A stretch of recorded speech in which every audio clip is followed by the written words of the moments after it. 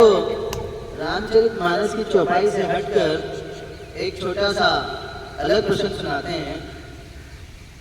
और जैसा कि किसी एक छोटी सी चौपाई, किसी दोहा, किसी उस पर और उसकी पटकथा में जाते हैं तो बहुत बड़ी मैसेज, बड़ा ज्ञान मिलता है। तो आज हम लोग डिस्कस करने जा रहे हैं और सुनते हैं जो हम सब ने खूब अच्छे से सुना है और ज़िंदगी में हमारा बड़ा इम्पोर्टेंस रखता है। जाके प्रिय न राम वैदेही, जाके प्रिय न राम वैदेही, तजहु ताहि बैरिय शम, यद्यपि परम स्नेही, जाके प्रिय न राम वैदेही। तो आइए इसकी पटकथा में जाते हैं कि किस समय का है और क्यों लिखा गया। तो जैसा हम सब जानते हैं मीरा जी के बारे में, मीरा जी एक बड़े अच्छे घर से थी, रजवाड़े में पैदा हुई।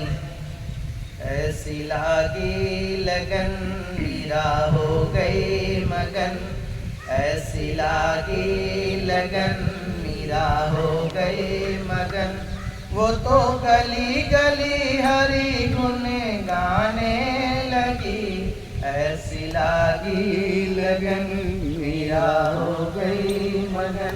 तो मीरा जी उनके बचपन से ही उनको भगवान कृष्ण में बड़ी आसक्ति थी, बहुत प्रेम करती थी। जब उनके घर परिवार के लोगों ने देखा इस तरह से उनका बढ़ते हुए तो उनकी शादी कर दी। मैरिज के बाद भी उनका वो प्रेम नहीं रुका और ससुराल में उनको तरह तरह के कष्ट दिए जाने लगे, क्योंकि वो तो नाचते गाने में मस्त हो गई थी, प्रभु प्रेम में मग्न हो गई थी। तो जब ससुराल में उनको बहुत तरह की यातनाएं मिलने लगी और यहाँ तक कि जो भगवान कृष्ण का विग्रह होता था उसको उठा के फेंक दिया जाता था, तो मीरा जी बड़ी दुखी हो जाती हैं। और मीरा जी ने उस समय तुलसीदास जी को एक पत्र लिखा कि मेरा मन करता है कि सब कुछ छोड़ दूँ, चली जाऊँ, मुझे क्या करना चाहिए, क्या ये मुझे अपराध होगा, क्या हमें इसका पाप लगेगा। तब तुलसीदास जी ने जो पत्र लिखा था वो उनकी विनय पत्रिका में मेंशन है।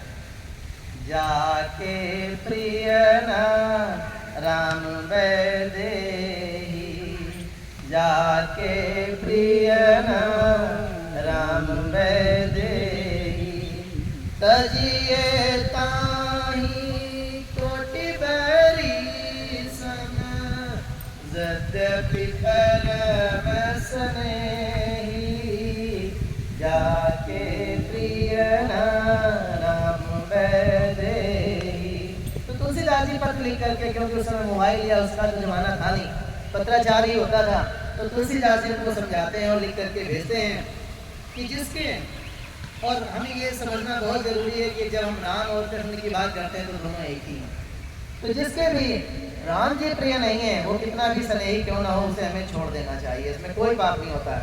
और उसको समझाते कैसे हैं, तजो पिता प्रहलाद विभीषण, बंधु भरत महतारी, तजो पिता प्रहलाद विभीषण, बंधु भरत महतारी, बलि गुरु तजो कंत ब्रज बनी तनी, भय मुद मंगलकारी, जाके प्रिय न राम वैदेही। तो तुलसीदास जी उनको लिखते हैं कि देखो, जिस तरह से पिता से ज़्यादा प्यारा कोई नहीं होता, लेकिन प्रहलाद ने अपने पिता को छोड़ दिया, उनकी बात नहीं मानी। रामचरितमानस में एक चौपाई आती है जिसमें कहते हैं कि गुरु और पिता और प्रभु इन सब की बात बगैर सोचे हुए माननी चाहिए, लेकिन अगर वो बात ऐसी हो जो प्रभु से दूर करती हो, भगवान से दूर करती हो, तो बिल्कुल नहीं मानना चाहिए। तो प्रहलाद ने अपने पिताजी को छोड़ दिया, विभीषण ने अपने भाई को छोड़ दिया, भरत ने अपनी माँ को छोड़ दिया, बलि, राजा बलि ने अपने गुरु को छोड़ दिया था, त्याग दिया था, जबकि कहते हैं कि गुरु की बात बगैर तर्क किए हुए माननी चाहिए। लेकिन क्या, और साथ ही जो ब्रज की गोपिकाएं थी उन्होंने अपने अपने पतियों को त्याग दिया, जबकि भगवान कृष्ण गीता में खुद ही कहा है कि पति के सिवा तुम्हारा और दूसरा कोई परमेश्वर नहीं है। तो लेकिन तुलसीदास जी कहते हैं क्या इन सब के साथ कोई अनर्थ हुआ? नहीं, है मुद मंगलकारी, सबके साथ मंगल ही मंगल हुआ है। नाते ने राम के मनियत सुहद सुसेग जहां लो। तो इनमें देखिए, अगर हम देखें तो आपको सबको प्रहलाद की कहानी अच्छे से पता है, विभीषण की, रावण की कहानी भी अच्छे से पता है। हम सब ने भरत जी के बारे में भी, कैकेयी जी के बारे में अच्छे से सुना है, पढ़ा है। लेकिन राजा बलि का क्या कहानी थी, अगर इसको थोड़ा सा समझना चाहें तो बलि दैत्यों का राजा था और उसके गुरु शुक्राचार्य थे। तो उसने इतना और बड़ा ही अभिमानी था कि उसको दानवीर होने का बहुत बड़ा अभिमान था कि मैं सबसे बड़ा दानवीर हूँ। इतना पराक्रमी, इतना पावरफुल था कि उसने धीरे धीरे तो ये पोजीशन हो गई कि इंद्रलोक को भी जीत लिया और सारे सब परेशान हो गए देवता कि अब तो ये दैत्यों के हाथों में गया। तो सारे दैत्यों को हराने के लिए देवता सारे अपनी माँ अदिति के पास जाते हैं। अदिति जो उनके पति थे कश्यप ऋषि, उनसे सारी बात कहती हैं और उनके कहने पर कोई व्रत अनुष्ठान करती हैं, जिसके फलस्वरूप भगवान विष्णु प्रसन्न होते हैं और वामन रूप में अवतार लेते हैं। वामन रूप का मतलब ये है कि एक छोटे से ब्राह्मण के रूप में बहुत ही भौने भर, और वो जा करके राजा बलि के दरबार में जाते हैं और कहते हैं कि देखो, जो भी हम यज्ञ हवन इत्यादि करते हैं, इन सब का जिस स्थान पे किया जाता है उस स्थान के मालिक को ऑटोमेटिकली उसका हिस्सा मिल जाता है। जैसे कोई भी पूजा पाठ किया जाता है तो स्थान देवता भ्यो नमः, ग्राम देवता भ्यो नमः, सब क्यों कहा जाता है?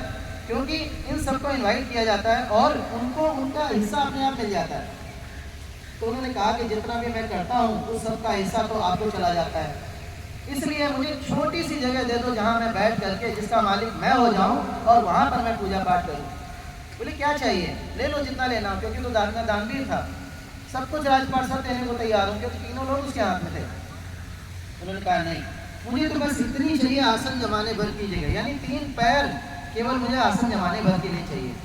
राजा बलि को बड़े हंसते हैं, कहते हैं अरे कितना पागल है, समुद्र के सामने खड़ा है, कहता है मुट्ठी जल चाहिए। लेकिन उन्होंने कहा ठीक है, जो दिया। वामन देव कहते हैं नहीं, ऐसे नहीं मानूंगा, पहले आप संकल्प कीजिए। जब वो संकल्प कराने की बात कहते हैं तो उनके जो गुरु हैं शुक्राचार्य जी, जो राष्ट्रों के गुरु थे, दैत्यों के गुरु थे, वो समझ जाते हैं कि कुछ तो गड़बड़ है। और जैसे उन्होंने उनकी तरफ देखा, उनकी आंखों में, वो पहचान जाते हैं कि ये प्रभु विष्णु भगवान है। और राजा बलि को आगाह करते हैं, कहते हैं कि आपके साथ ये विष्णु है और छल करने आए, तो बिल्कुल ना देना, इनको मना कर देना।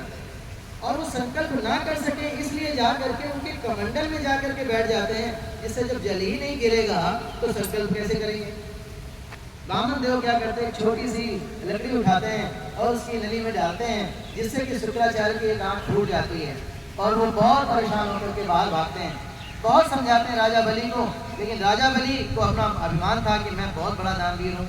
तो राजा बलि ने वहाँ पे कहा कि ऐसा गुरु किस काम का, क्योंकि गुरु का काम होता है प्रभु से, भगवान से मिलाना। और अगर मैं तुम्हारी बात मान लूँ कि ये भगवान है और मेरे दरवाजे मांगने के लिए आए हैं, तो इससे बड़ा तो कुछ नहीं हो सकता। मैं इतना बड़ा दानवीर हो गया कि मेरे दरवाजे प्रभु को खुद मांगने आना पड़ा। तो अगर ये भगवान है तो मैं तुम्हारी बात नहीं मानता, और गुरु को उन्होंने त्याग दिया था। इसीलिए यहाँ पर स्टोरी में आता है कि तजो पिता प्रहलाद विभीषण बंधु भरत महतारी,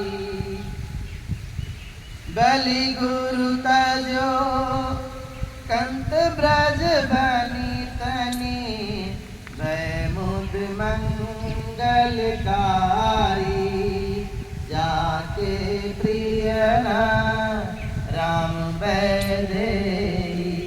और इसके बाद वामन देव जब वो देने के लिए तैयार हो जाते हैं तो कहते हैं बताओ। प्रभु अपने रूप में आ जाते हैं, एक पग अपना रखते हैं और पूरा का पूरा स्वर्ग लोक उनके एक पैर की चपेट में आ जाता है। दूसरा पग रखते हैं और पूरी पूरी धरती उनकी एक पग से नाप लेते हैं।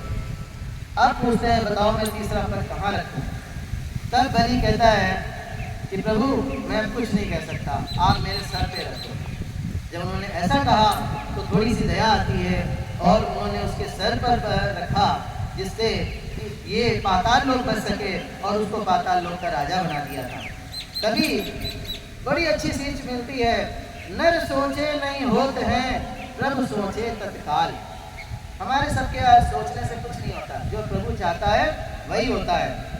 बलि चाहत बैकुंठ को हरि पठे पाताल, तो प्रभु ने उनको पाताल लोक भेज दिया था, जबकि वो बैकुंठ का राजा बनना चाहते थे।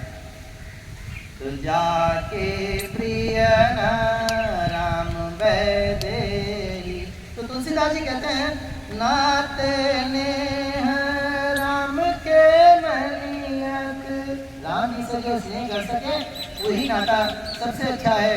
सुहद सुसेब जहानो, जहाँ तक वो नाता आप चला सके वही सबसे बढ़िया नाता है। अंजन कहाँ की जई फाटे, बहुत वो अंजन वो सुरमा क्या है जिसके लगाने से आँख ही चली जाए। तो हम उन रिश्तों को रख के क्या करेंगे जिससे प्रभु का हमारा साथ ही छूट जाए। तुलसी सो सब भांति परमहित, पूज्य प्राण ते प्यारो, जासी होए स्नेह राम पद, ए तो मैं तो हमारो, जाके प्रिय राम वैदेही। तो इस पूरे कथानक से हमें जानने के लिए यही मिलता है कि हमारे आपके चाहने से कुछ नहीं होता, जो प्रभु चाहते हैं वही होता है और हमें वही करना चाहिए जिससे प्रभु में प्रीत हो और प्रभु से लगन हो।